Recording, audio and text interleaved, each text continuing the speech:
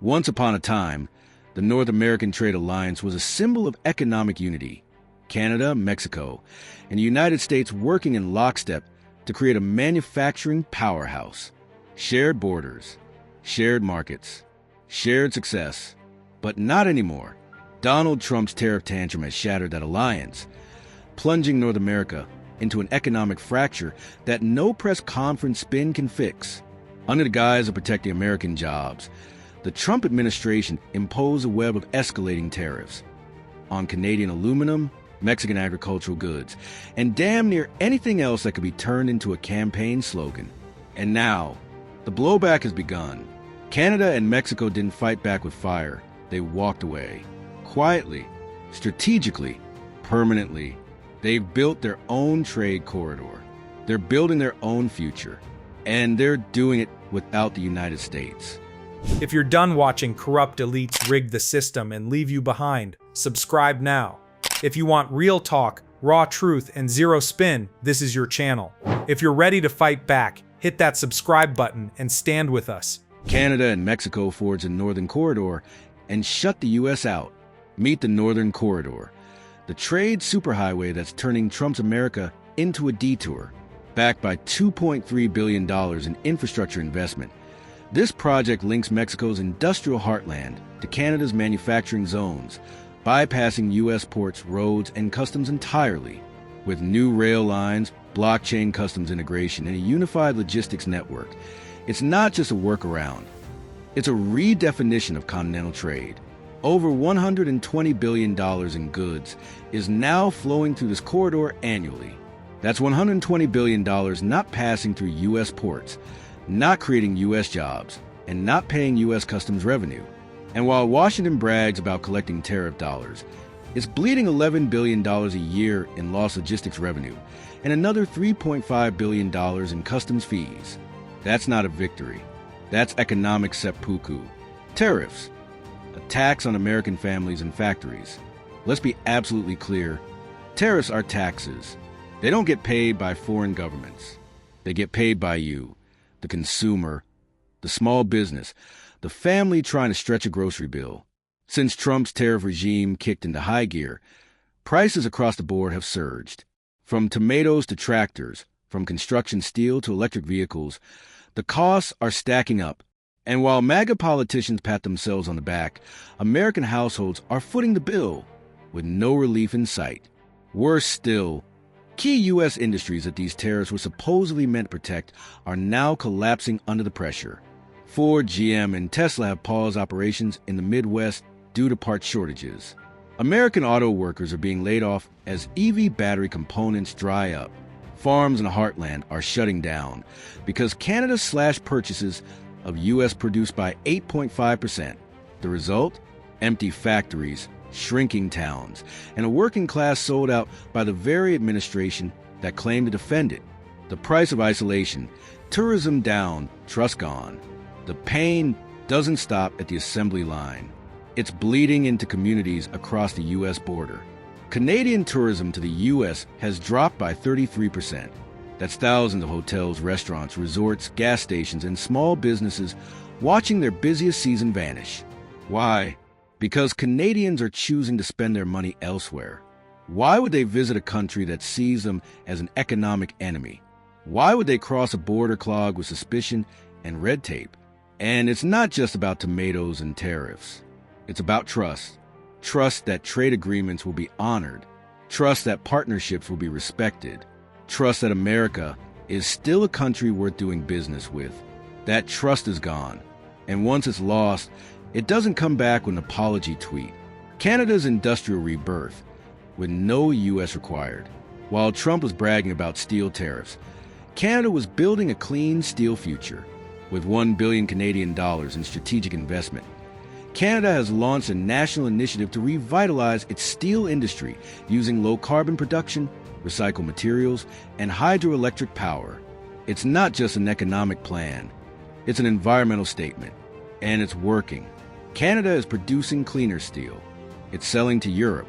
It's selling to Mexico. And it's cutting the U.S. out of the loop.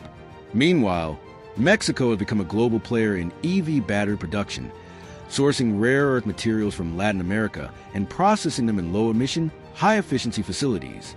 The Northern Corridor now moves green steel north and green batteries south, feeding Canada's auto sector and Mexico's manufacturing surge. And what's the U.S. contribution to this future? None. We're not part of the route. We're not part of the conversation. Trump's America First becomes America Alone.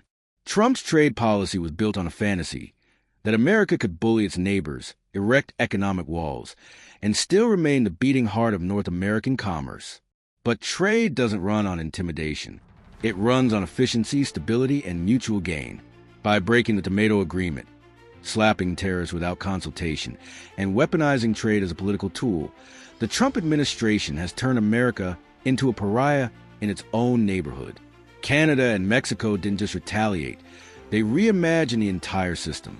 They built their own architecture. They changed the rules. And now, America is sitting outside the house it once built, watching the lights go out. We're winning is a lie. The numbers don't lie. Sure, the administration claims it's winning because it collected $550 billion in tariffs. But here's the dirty truth. That money came straight from U.S. importers and consumers. It didn't punish foreign governments. It punished American businesses. It punished farmers. It punished union workers. And what did we lose in return? $11 billion in logistics revenue, $3.5 billion in customs fees, billions more in GDP from factory closures, stalled exports, and lost tourism. This is the economic equivalent of burning your house down to roast a marshmallow. And the administration wants applause for it? A broken supply chain and a broken promise. You can't run a manufacturing superpower on delays, shortages, and chaos. And yet, that's what Trump's America has become. The EV transition? Paralyzed, because the rare earth magnets are stuck in a warehouse in Veracruz. The solar panel boom? Delayed, because aluminum components from Canada are now flowing to Europe instead. Even basic goods, lumber, machinery parts, fertilizers, are now more expensive, harder to get, and slower to arrive. This isn't strength. This is strategic failure. And it's a slap in the face to every worker who believed the promise of American industry, only to find themselves on furlough while the rest of the continent moves on without them, rebuilding trust or losing the future. The Northern Corridor is more than a rail line. It's a wake-up call, a declaration that Canada and Mexico no longer need America to thrive. And unless the U.S. radically rethinks its trade policies, unless it stops treating allies like enemies and starts building partnerships instead of penalties, this marginalization will become permanent. Because in global trade, trust is the currency that matters most. Without it, no tariff can protect you. No wall can insulate you. No slogan can save you. Donald Trump thought he could bend global trade to his will with brute force. He thought tariffs were weapons. He thought alliances were optional. What he didn't understand, what he still doesn't understand, is that you don't lead by fear, you lead by trust. And now that trust is gone, what we're seeing isn't just a trade shift, it's a continental rewiring. One in which the United States, under Trump's bombastic, erratic tariff regime, has voluntarily cut its own cables. The Northern Corridor isn't just a logistics project. It's a declaration of independence, a continental reset. For the first time in modern North American trade history, Canada and Mexico have chosen to decouple from U.S. infrastructure and regulation and build a system that prioritizes reliability, green technology, and partnership without America as the centerpiece. Think about the scale of this shift. For decades, the United States was the indispensable hub of North American supply chains. Every tomato, every auto part, every ton of steel passed through U.S. borders, fed U.S. ports, created U.S. jobs. That era is over, and it ended not because Canada or Mexico wanted it to, but because the U.S. decided to treat trade as a sledgehammer instead of a scalpel. Instead of negotiating modernized frameworks, Trump slammed down tariffs, pulled out of cooperative pacts, and dared neighbors to retaliate. But they didn't retaliate. They moved on. American workers promised protection, delivered layoffs. Donald Trump promised tariffs would protect American workers. He said steel tariffs would bring back the mills. He said agriculture would boom. He promised factories will hum again. Instead, Midwest auto workers are getting pink slips because rare earth components are stalled in Mexican warehouses, rerouted to Canada, or simply not coming at all. Farmers in the South are losing contracts as Canada sources its tomatoes, berries, and meat from new partners and ramps up local production. Port workers are seeing slowdowns as traffic shifts northward, with Vancouver and Montreal becoming preferred entry points for goods from Asia and Latin America. Trump's idea of winning through tariffs was always a shell game, a big, flashy distraction. The numbers might look good in a campaign speech, but the reality on the ground is devastating. Factories can't run on pride alone. You need parts. You need trust. You need global integration and policy predictability. Tariffs may score applause in a rally hall, but they choke the arteries of real-world production. Canada and Mexico are playing chess. Trump is playing cable news. While Trump plays to his base, hurling insults and slogans, Canada and Mexico are crafting 10-year strategies. They're investing in joint clean energy corridors. They're building universities that specialize in green tech, battery chemistry, and hydrogen fuel innovation. They're subsidizing logistics companies to operate across the entire corridor with unified standards and blockchain-based transparency. It's not just about trade anymore. It's about regional resilience. It's about sustainability. It's about decoupling from U.S. chaos. In other words, while Trump spent 4 years tearing down old alliances and lighting fires for headlines, his neighbors built the future and locked the door behind them. Trump's policies pushed America to the sidelines of a green economy. If Trump's goal was to win the future, he's accomplished the exact opposite. Take one look at the Northern Corridor's long-term blueprint, and you'll see what America is missing. Green steel plants in Ontario and Alberta, producing carbon-neutral alloys for global construction and vehicle production. EV battery hubs in Monterrey and Puebla, already signed into procurement pipelines for European and Asian automakers. High-speed rail and low-emission freight corridors, cutting delivery times and reducing carbon footprints. Things U.S. logistics giants now dream of but can't match. And while American steel is caught in a tariff whirlpool and American EV plans stall, without components, Canada and Mexico are taking the lead in the industries of tomorrow. They're not just bypassing the U.S. economically. They're leaping ahead of it environmentally and technologically. And here's the kicker. Global companies are noticing. Investment capital that once flowed through Detroit, Chicago, or Houston is now pivoting north and south, toward stability, toward innovation, and away from America's tariff fever. A trade war without allies is a suicide pact. Trump always believed he could go it alone, that the U.S. economy was so massive, so irresistible, that Canada and Mexico would have no choice but to keep doing business on his terms. But here's the lesson he missed. Size doesn't mean control anymore. In a world of instant rerouting, digitized customs, and renewable logistics, trade flows to where the conditions are predictable, the infrastructure is modern, and the politics are stable. So when Trump tore up agreements, pulled out of negotiations, and treated economic diplomacy like a WW promo, he broke the one thing no amount of tariffs can replace: trust. That trust is now being rebuilt elsewhere, between Canada and Mexico, between Mexico and Europe, between Canada and Asia, the United States. It's becoming a cautionary tale. Washington sleeps while the world builds. The silence from Congress is deafening. As Canadian and Mexican leaders cut ribbons on new railways and announce dual EV battery plants, American leadership is stuck in a permanent feedback loop of blame, denial, and distraction. There's no counteroffer, no vision, no strategy. Where are the U.S. logistics upgrades? Where's the investment in clean steel?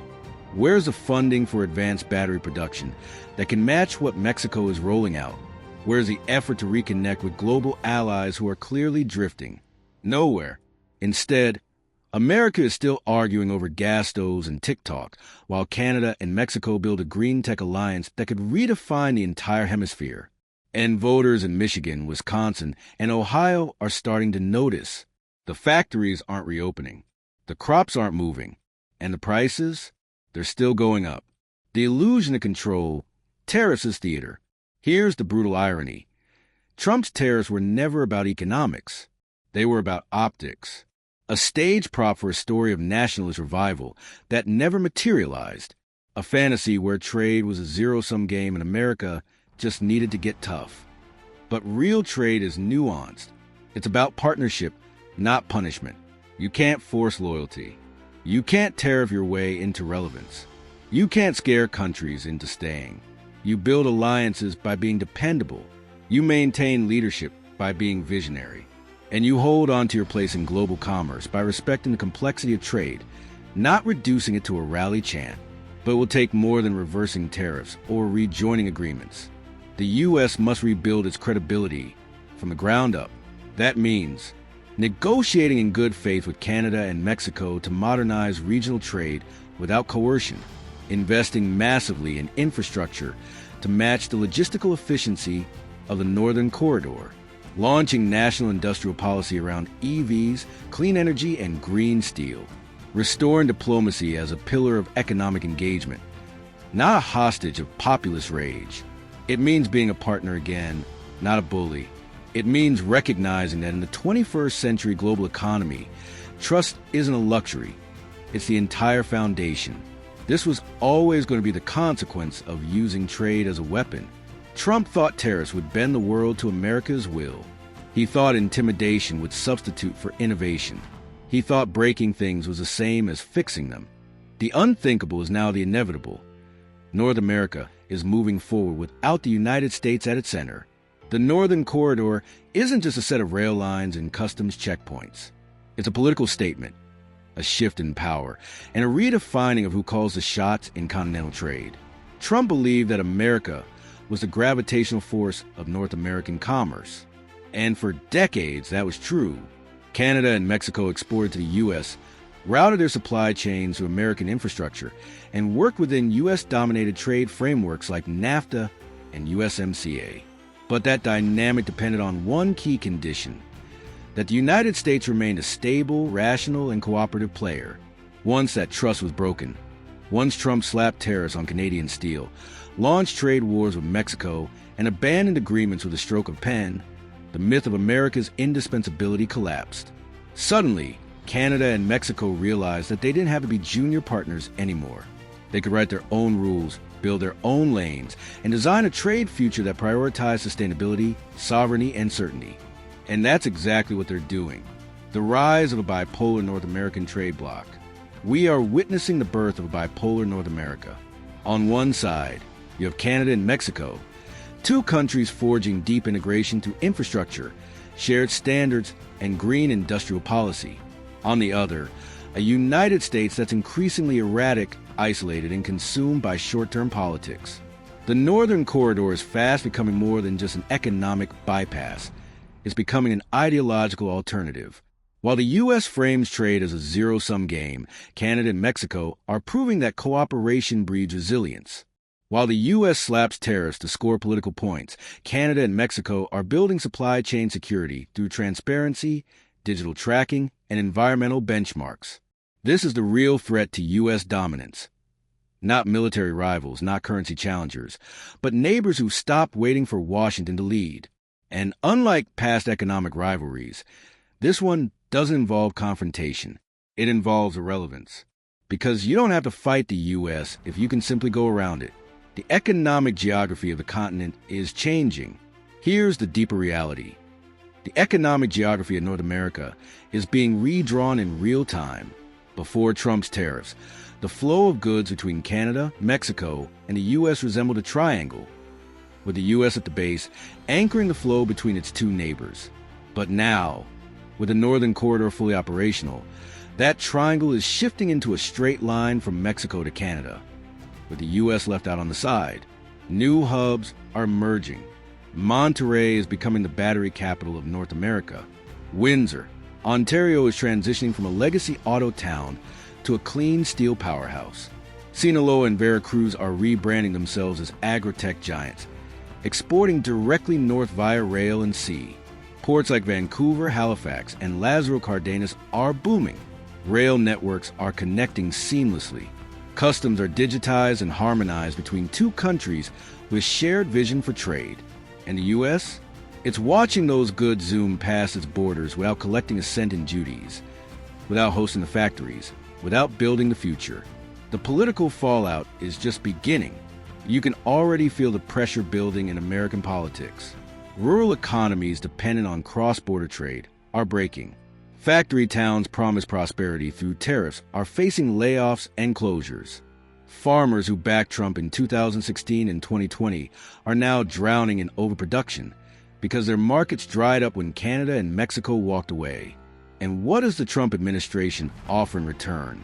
More slogans, more blame, more empty threats. But voters aren't stupid.